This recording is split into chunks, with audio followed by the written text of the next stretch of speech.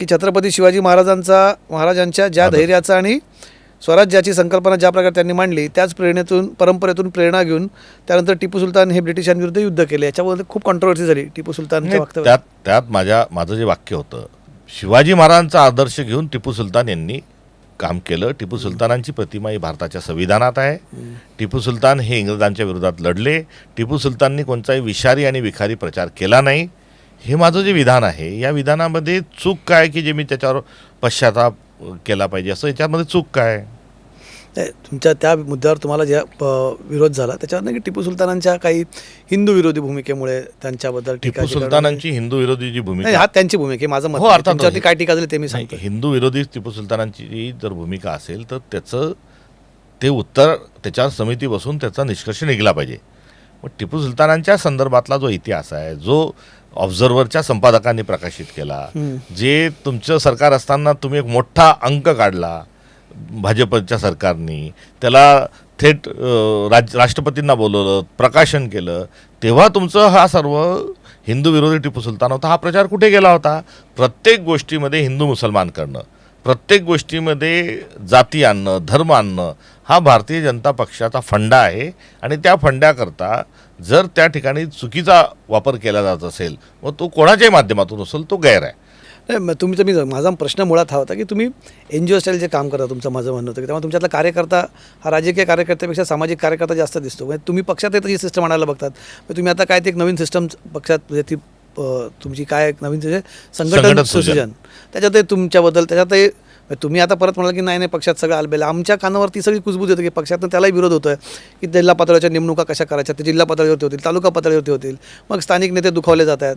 त्यामुळे एक गट हर्षवर्धन पाटलांच्या विरोधात त्याच्याने आक्रमक होतोय आणि त्याच्यामुळे तुमची खुर्ची डळमळीत होते. असं नाही, खुर्ची डळमळीत जी आहे ती ही या खुर्चीवर पहिल्याच दिवशी माणूस बसल्यानंतर तिच्या संदर्भात जे बोललं जातं ते बोलल्या जातं. त्यामुळे त्याची काही तमा आणि परवा बाळगण्याची गरज नाही. मात्र मी पदयात्रा काढतोय, मी शेतकऱ्यांच्या आमच्या बांधावर जातोय, मोठ्या प्रमाणावर ज्यांना सगळ्यांना तिकीटं दिली आहेत, आम्ही तिकीट दिल्यानंतर निवडून आले पडले, आमच्याकडे दोघे सारखेच आहे, त्या सगळ्यांचे प्रशिक्षण घेत आहे.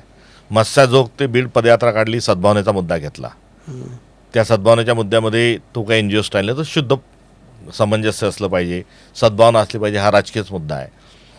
त्यानंतर आम्ही थेट संघ कार्यालयाच्या विरोधात भूमिका घेऊन मोर्चे काढले. मी 3 वेळेस संघ विरोधी कार्यालयात, दोनदा आम्ही स्वतः आणि एकदा मित्रपक्षासोबत मोर्चे काढले. हे संघटन सृजन अखिल भारतीय स्तरावर सुरू झालेला हा यशस्वी असणारा हा कार्यक्रम उपक्रम आहे. आणि संघटन सृजनच्या माध्यमातून पंजाब, त्यानंतर राजस्थान, गुजरात, मध्य प्रदेश, छत्तीसगड, झारखंड, तेलंगणा या सर्व राज्यांमध्ये जवळपास 50% अधिक राज्यांमध्ये ही प्रक्रिया संपन्न झालेली आहे. आणि तिथून या सर्व जिल्ह्यांचे जिल्हाध्यक्ष जे आहेत हे नवनियुक्त झाले आहेत. आता संकल्पना जी आहे अखिल भारतीय काँग्रेस स्तरावर की जिल्हा काँग्रेसचे अध्यक्ष जे ते मजबूत करायचे, त्यांना स्ट्रॉंग करायचं, आणि या योजनेचा भाग म्हणून हा बदल झाला. आता ही महाराष्ट्रात ही प्रक्रिया होऊ घातलेली आहे. आणि यातून काय होणार आहे तर 72 जिल्हाध्यक्ष मिळणार आहेत आणि 7,500 जे आहेत हे तालुक्याचे पदाधिकारी मिळणार आहे. आणि हे दोन्ही मिळाल्यानंतर आमचा पक्ष मजबूतच होणार आहे. आता दीर्घकाळ कोणी राहिल्यानंतर कोणाला जर त्या खुर्चीवरून हटण्याची इच्छा नसेल तर हा नाईलाज आहे. त्यांची जी नाराजी आहे त्यांची मनधरणी आम्हाला करावं लागेल. मात्र बरेच अध्यक्ष जे आहेत, मग तालुका अध्यक्ष असतील, वेगवेगळे अध्यक्ष असतील, 10-10, 15-15, 20-20 वर्ष राहतात आणि त्यांची पण इच्छा असते की आता मला बदला, आता नवीन काहीतरी करा. तुम्ही याला सिस्टम म्हणतायत, पण याला खाली लोक मनमानी म्हणतात. नाही, मनमानी कधी होईल की मी एका विशिष्ट गटाचे, तटाचे, जातीचे, धर्माचे माझ्याजवळ येऊन पुढे राहणारे, खुशामत करणारे अपॉइंट करत असेल तर ती मनमानी होईल. एक प्रक्रिया सिरियस एक्झरसाइज लावला जातोय, त्याच्या मीटिंग होतात आहे, तालुका पातळीवर बैठका होतात आहे, उपस्थितांचे सगळ्यांचं त्या ठिकाणी स्वाक्षऱ्या घेतल्या जातात आहे, 1 to 1 बोलल्या जात आहे, मीटिंग टाईप, मेळाव्या टाईप कार्यक्रम होतात आहे. आणि त्यातून एक नाव जर येत आहे तर ही मनमानी होऊ शकत नाही. मला माझ्या क्षेत्रामध्ये, माझ्या जिल्ह्यामध्ये, मी विधानसभेचा जिथून निवडणूक लढायचो तिथे माझ्या म्हणण्यानुसार पदाधिकारी करा, ही मनमानी होईल. कार्यकर्त्यांशी चर्चा करून जर नाव आलं आणि नेत्याशी कन्सल्ट करून त्या नियुक्ती झाली तर ही मनमानी कशी होईल? फार बदल तुमच्या डोक्यात आहेत, पण बघूया.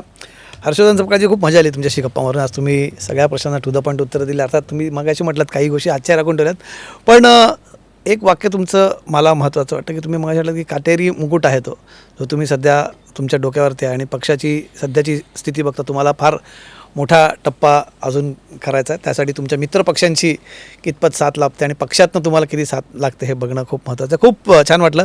खूप खूप धन्यवाद. तुम्ही आज टू द पॉईंटमध्ये आमच्याशी गप्पा मारल्यात. थँक्यू.